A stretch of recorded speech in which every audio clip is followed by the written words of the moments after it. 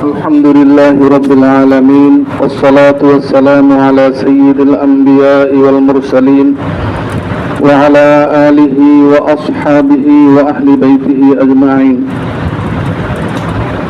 أما بعد، فأعوذ بالله من الشيطان الرجيم.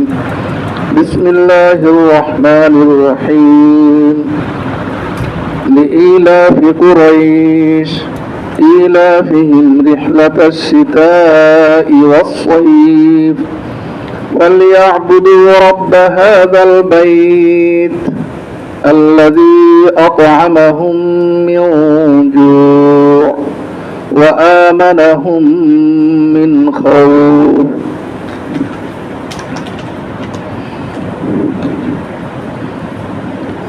গত জুমার দিন আপনারা কেউ কেউ ছিলেন, অনেকেই মসজিদ থেকে আসছিলেন। এলান করা হয়েছিল যে তাফসীর হবে নামাজের পরে, কিন্তু সাথে সাথে দেখা গেল যে আমাদের পিছনে ওই ট্রেনের ওই পাশে কাজ করা হইতেছিল, পানি যাওয়ার পথ নাই, একদম মাদ্রাসা উঠা যেতেছে। তো ওইটার কারণে পরে তাড়াতাড়ি আবার বলা হয়েছে আজকে হবে না। আলহামদুলিল্লাহ। যাক, যারা নতুন আসছেন তাদের উদ্দেশ্যে বলছি যে আমাদের এখানে তাফসীর শুরু হয়ে সূরা বাকারার কয়েক পৃষ্ঠা পর্যন্ত হয়েছিল গত বছর। রমজান থেকে স্থগিত ছিল। রমজানের শেষ দিকে আমরা এই এলান করছিলাম যে আগে আমরা নামাজে যে সূরাগুলো আমরা সাধারণত পাঠ করে থাকি, এই সূরাগুলোর অর্থ এবং সংক্ষিপ্ত বিশ্লেষণ আমরা জানব। সেই হিসাবে গত 3 জুমা এই এশার পরে আমরা সূরা ফিলের অর্থ এবং সংক্ষিপ্ত তাফসীর আমরা জানছি। আজকে এই পরবর্তী সূরা কুরাইশ। তো এই সূরা কোরআনের যেভাবে বিন্যাস সূরাগুলোর, সেই হিসাবে তো 106 নম্বর, একেবারে শেষ পর্যায়ের, কিন্তু নুজুলের দিক দিয়া, অবতারণের দিক দিয়ে এটা কিন্তু আরো অনেক প্রাথমিক পর্যায়ে অবতীর্ণ হয়েছে। এই সূরাকে সূরা কুরাইশ হিসাবে নামকরণ করা হয়েছে যে এই জন্য যে এই সূরার শুরুতেই কুরাইশ শব্দ উল্লেখ আছে। আর সূরার নামকরণের ক্ষেত্রে আমরা গত সূরা যখন পড়ছি, তাফসীর শুনছি, তখন আমরা জানতে পারছি যে সূরার নামকরণের ক্ষেত্রে কি কি বিষয়ের প্রতি লক্ষ্য রাখা হয়, মানে লক্ষ্য রাখা হয়েছে নামকরণের ক্ষেত্রে।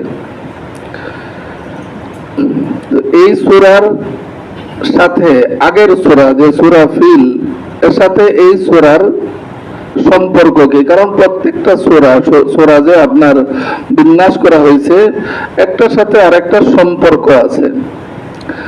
আগের সূরার মধ্যে আল্লাহ রাব্বুল আলামিন কুরাইশদের প্রতি এক ধরনের নিয়ামতের আলোচনা করছেন যে আব্রাহার বাহিনী যেভাবে বাইতুল্লাহকে ধ্বংস করতে এসেছিল এবং কুরাইশরা যদি নাকি বাধা দেয় তাহলে তাদেরকেও একেবারে হত্যা করবে, নিশ্চিহ্ন করবে, এমন পরিকল্পনা ছিল। তো আল্লাহ রাব্বুল আলামিন তার কুদরতের মাধ্যমে আব্রাহা বাহিনীকে একেবারে শেষ করে দিয়ে কুরাইশদের উপর এক বিশেষ নিয়ামত দান করছেন কুরাইশদেরকে। এই সূরার মধ্যে কুরাইশদের সেই আরেকটি বিশেষ নিয়ামত, সেটার কথা এখানে আল্লাহ রাব্বুল আলামিন আলোচনা করছেন। এখানে বিশেষভাবে এই সূরায় আল্লাহ রাব্বুল আলামিন যে বিষয়টি বলছেন যে কুরাইশদের প্রতি সহজে রিজক, জীবিকা সরবরাহ করা এবং তাদের নিরাপদ সফরের ব্যবস্থা করা, এই সম্পর্কে আলোচনা রয়েছে এই সূরায়। আসলে বিষয়টা এই সূরার যে মূল যে বিষয় এটার সাথে সম্পৃক্ত অন্যান্য বিষয় যদি জেনে নেওয়া যায় তাহলে আমাদের এই সূরার মর্ম বোঝা অনেকটা সহজ হবে। আমরা সকলেই জানি যে আরবের যে ভূমি, বিশেষ করে মক্কার, এটা একেবারে অনুর্বর মানে আবাদের অনুপযোগী, কোনো কিছু হয় না। তো হযরত ইব্রাহিম আলাইহিস সালাম আল্লাহ রাব্বুল আলামিনের কাছে দোয়া করছেন, যখন আজকে থেকে প্রায় ৬,০০০ বছরের অধিক আগে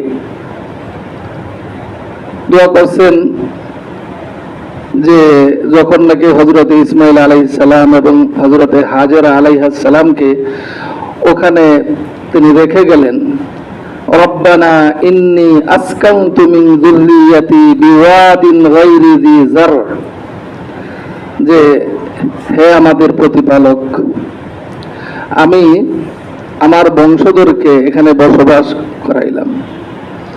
কেমন জায়গা? বিওয়াদিন গায়রি যি যার, একেবারে অনুর্বর অনাবাদী জায়গায়, এখানে আপনার ইনদা বাইতিকাল মুহাররাম, আপনার ঘরের নিকট। উদ্দেশ্য কি? রব্বানা লিয়ুকিমুস সালাহ, আল্লাহ আমাদের প্রতিপালক, আমি তাদেরকে বসবাস করাইছি যেন তারা নামাজ কায়েম করে। এরপর কি দোয়া করছেন? ফাজআল আফিদাতাম মিনান নাসি তাহওয়ি ইলাইহিম, সুতরাং মানুষের অন্তরকে এদিকে আপনি ঝুঁকাইয়ে দিন। ওয়ারযুকহুম মিনাস সামারাতি লাআল্লাহুম ইয়াশকুরুন, যেহেতু ওখানে কোনো ফসল উৎপন্ন হয় না, তো কাজেই তাদেরকে ফল দ্বারা তাদের জীবিকার ব্যবস্থা করুন। অন্য আয়াতে সূরা বাকারার সেখানেও আল্লাহ রাব্বুল আলামিন দোয়া করছেন এই মক্কাকে যেন একেবারে নিরাপদ শহর বানায়, এবং যেহেতু আবাদের অনুপযোগী অনুর্বর, ওখানেও যেন ফল দ্বারা জীবিকা তাদের ব্যবস্থা করেন, সেজন্য দোয়া করছেন। ওয়াইল কালা ইব্রাহিম রাব্বি জাল হাযা বালাদান আমিনা, হে আল্লাহ আপনি এই শহরকে, মক্কাকে আপনি নিরাপদ শহর বানান। ওয়ারযুকহুম মিনাস সামারাত, এবং তাদেরকে ফল দ্বারা জীবিকা দান করুন। ইব্রাহিম আলাইহিস সালাম দোয়া করছেন মিনহুম মান আমান, যে তাদের মধ্য থেকে যারা নাকি ঈমান আনে তাদেরকে। আল্লাহ তাআলা জবাবে বলছেন কালা ওয়ামান কাফার, এদেরকে তো আমি দেবই, যারা আমাকে অবিশ্বাস করবে তাদেরকেও দিব। রিজিকের ব্যাপারটা আল্লাহ তাআলা বিশ্বাসী অবিশ্বাসী এর ক্ষেত্রে কোনো পার্থক্য করেন না, সবাইকে দেন। কিন্তু কাফেরদের ক্ষেত্রে আল্লাহ তাআলা এটা বলে দিচ্ছেন আবার যে ফাউমাত্তিউহু কালিলান, তাদেরকে সামান্য দিন, এই দুনিয়ার কিছুদিন দিব, রিজিক দিব, কার্পণ্য করবো না, দিতে থাকবো, তারপরে তাদেরকে ক্রমান্বয়ে জাহান্নামে পৌঁছায় দেব। উদ্দেশ্য হচ্ছে বলার যে হযরত ইব্রাহিম আলাইহিস সালাম দোয়া করেছিলেন সেই সময়, ওই সময়ের কথা, যে বিওয়াদিন গায়রি জি যার, যে এরকম অনুর্বর জায়গায়, হ্যাঁ, আবাদের অনুপযোগী জায়গায় তাদেরকে আমি বসবাস করাইলাম। তো মক্কা ছিল একেবারে অনুর্বর, মানুষজন খুব অভাবে জীবনযাপন করত, অভাবের মধ্যে দিয়া। এই ধারাবাহিকতা চলতেছিল অনেক দিন পর্যন্ত। রাসূল আকরাম সাল্লাল্লাহু তাআলা আলাইহি ওয়াসাল্লামের পরদাদা, যেটাকে বাংলায় প্রপিতামহ হাশিম, তো ওনার পর্যন্ত। তো উনি তখন চিন্তা করলেন যে এইভাবে তো আর চলে না, ব্যবস্থা করা দরকার, যে ব্যবসার মাধ্যমে আমরা জীবিকা নির্বাহ করতে পারি, বর্তমানের অবস্থার পরিবর্তন আনতে পারি। তো এই চিন্তা করে তিনি সকলকে উদ্বুদ্ধ করলেন ব্যবসার জন্য। তো কোথায় যাবেন? তো সেই হিসাবে ইয়ামান, এটা ছিল তুলনামূলক আরবের চেয়ে অনেক উষ্ণ অঞ্চল, গরম এলাকা। অপরদিকে শাম ছিল ঠান্ডা এলাকা। এই জন্য বছরে তাদের দুইবার সফর হইত। যখন মানে গরমের সময় একটা সফর, আর শীতের সময় আরেকটা সফর। শীতের সময় সফর হইতো ইয়ামানে, তুলনামূলক গরম বেশি এই জন্য যাতে হয়, আর গরমের সময় সফর হইতো শামের দিকে। কিন্তু মক্কার সম্পর্কে বা আরবের সম্পর্কে আমরা এটাও জানি যে সেখানে তো কোনো রাষ্ট্রীয় শাসন ব্যবস্থা ছিল না, গোত্রীয় শাসন ব্যবস্থা ছিল, কেউ কাউকে মানামানি ছিল না। তো চুরি ডাকাতি ছিনতাই রাহাজানি যা যা হওয়ার কোনো কিছু বাদ থাকতো না। এর পাশাপাশি আরবের যে একটা অবস্থা ছিল যে গোত্রীয় দ্বন্দ্ব বংশ পরম্পরায় চলতে থাকতো। পিতা কারো সাথে শত্রুতামি ছিল, প্রতিশোধ নিতে পারে নাই। মৃত্যুর সময় আমাদের দেশে অনেকে বিভিন্ন বিষয়ে ওসিয়ত করে যায়, বাবা এইভাবে চলবা, এই করবা, এই করবা, এই ধরনের ওসিয়ত করে যায়। তারা ওসিয়ত করে যেত যে আমি তো প্রতিশোধ নিয়ে যেতে পারলাম না, তুমি কিন্তু এর প্রতিশোধ নিবা। এই ধরনের অবস্থা ছিল তাদের গোত্রীয় দ্বন্দ্ব সংঘাতের অবস্থা। তো এমন অবস্থায় তারা আপনার সফর করত। সফরে গেলেও রাস্তায় বিভিন্ন ধরনের ছিনতাই রাহাজানি সহ সমস্যার সম্মুখীন হইত। কিন্তু আল্লাহ রাব্বুল আলামিন এই কুরাইশদেরকে বিশেষ মর্যাদা দান করছিলেন। তারা কিন্তু এগুলোর থেকে নিরাপদ থাকতো। কিভাবে নিরাপদ থাকতো? কারণ তারা তো হচ্ছে হারামের অধিবাসী। আল্লাহ পাক সেই কথা বলছেন, আওয়ালাম ইয়ারাউ আন্না জাআলনা হারামান আমিনা। তারা কি এটা লক্ষ্য করে না যে আমি হারামকে কিভাবে একেবারে নিরাপদ করছি? নিরাপদ স্থান, কোনো রকম মানে আক্রমণ বা ভয়ের কোনো আশঙ্কা নাই। অথচ এর আশেপাশে দেখা যায় মানুষকে ছুমাইরা নিয়ে যাওয়া হয়, অথচ হারামে এই ধরনের কিছু নাই। তো কুরাইশরা হারামে থাকা অবস্থায় যেমন নিরাপদ ছিল, তারা যখন সফরে যাইত,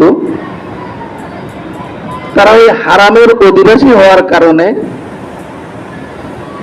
বাইতুল্লাহর মুতাওয়াল্লি হওয়ার কারণে, কারণ কুরাইশদের কাছেই তো ছিল বাইতুল্লাহ দেখাশোনার ভার, জমজমের সেটার দেখাশোনার কারণে মানুষদেরকে পানি পান করা, জমজমের কর্তৃত্ব ছিল তাদের উপর।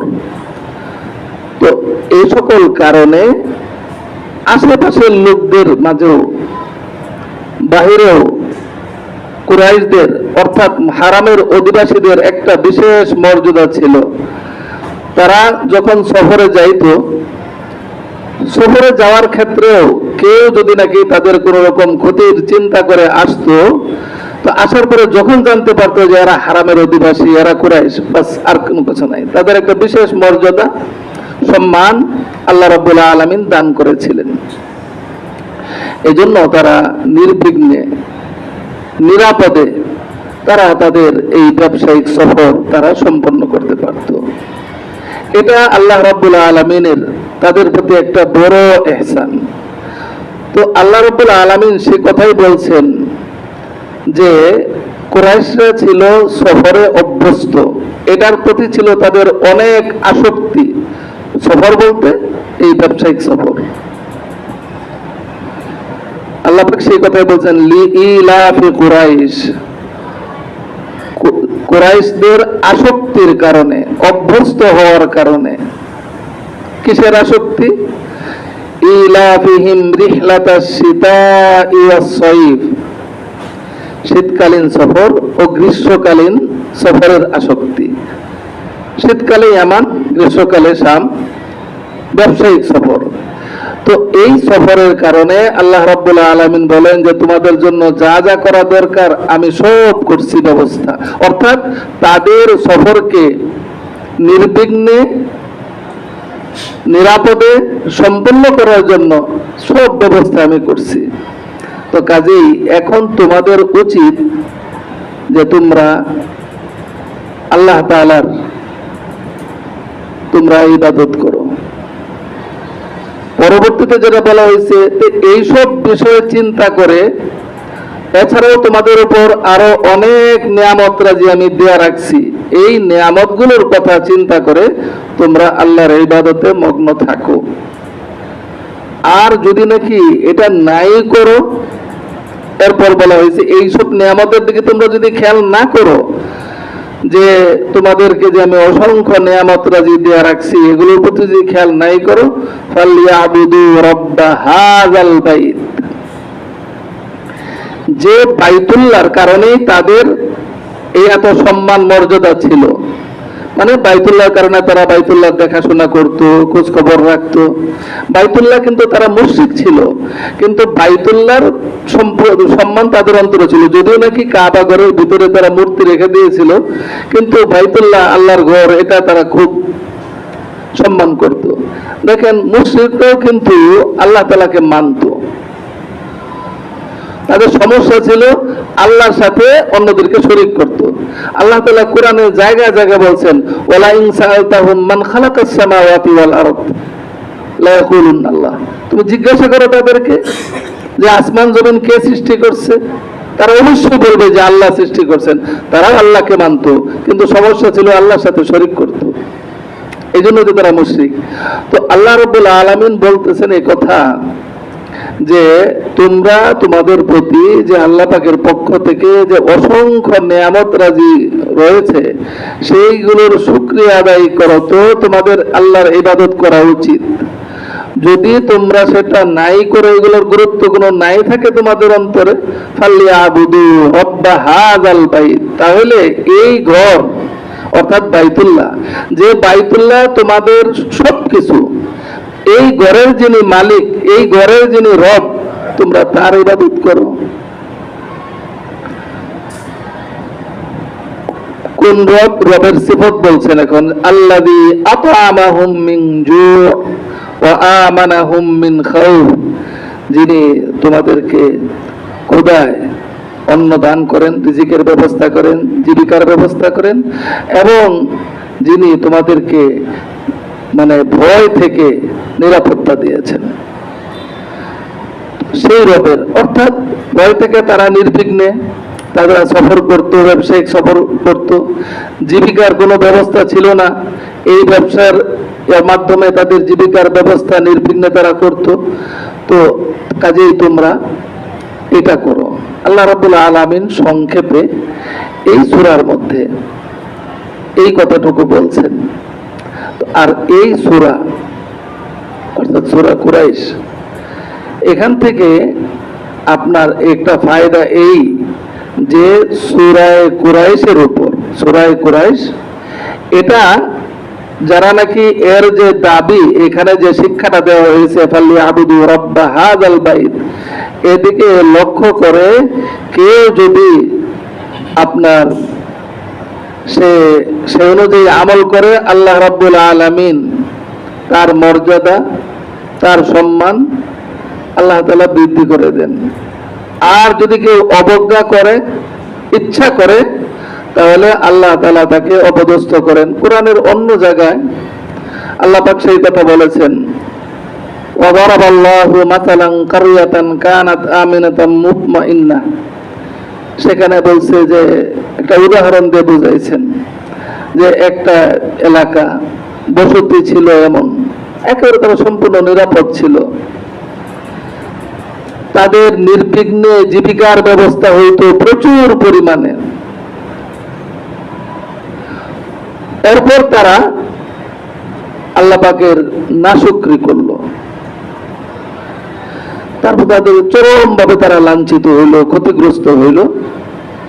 সূরা নাহলের মাঝে আল্লাহ রাব্বুল আলামিন সে কথা বলে দিয়েছেন। এই জন্য যদি এখানের যে বক্তব্য আলোচ্য বিষয় এটার প্রতি লক্ষ্য রেখে কেউ যদি নাকি আল্লাহ রাব্বুল আলামিনের ইবাদত বন্দেগীতে লিপ্ত হয়, আল্লাহর ইবাদত করে, তাহলে আল্লাহ রাব্বুল আলামিন তাকে দুনিয়াতে তো মর্যাদা সম্পন্ন করেনি, আখিরাতেও মর্যাদা সম্পন্ন করবেন।